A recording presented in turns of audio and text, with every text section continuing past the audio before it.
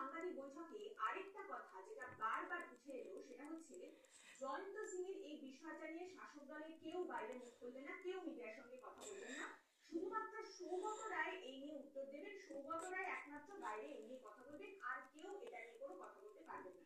তার মানে বিষয়টা কি দাঁড়ালো?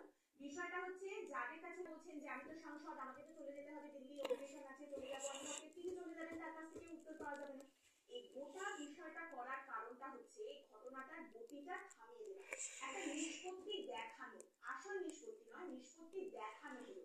যে এখানে নির্যাসটাকে জানালো যে আমরা ভুল করেছি, ভুলে যান, ভুলগুলো আর মনে রাখতে হবে না, জয়ন্ত সিং এর বাড়ি আমরা কেউ দেখতে পাইনি, এরপর আমরা কেউ এই সমস্ত খারাপ লোকেদের সঙ্গে, দুষ্ট লোকেদের সঙ্গে যোগাযোগ রাখবো না। আর আপনারা যার কাছে উত্তর চাইতে যাচ্ছেন তারা উত্তর দেবেন না, আমি উত্তর দেবো। আবার একটা জয়ন্ত সিং এর মতো ঘটনা উঠে আসবে নতুন করে, তখন এই ঘটনাটা শুধুমাত্র একটা উদাহরণ হিসেবে ব্যবহার করা হবে, আর কিচ্ছু নয়। আসল কোনো নিষ্পত্তি আপনি দেখতে পাবেন না।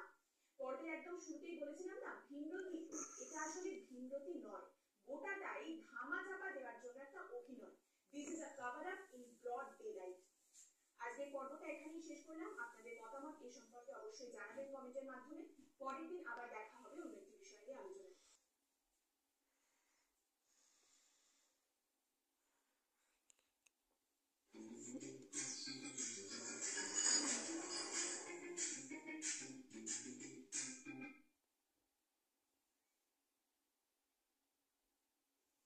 Our next story is from Pakistan, the junta-run failed state pretending to be a democracy.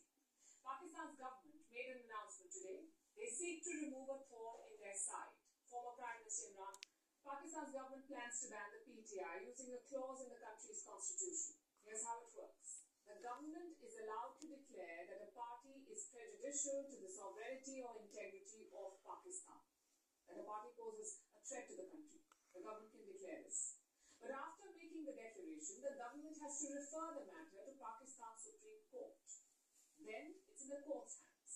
The court will deliver a final verdict. The court will decide if a party indeed poses a threat to Pakistan. So unless the government has a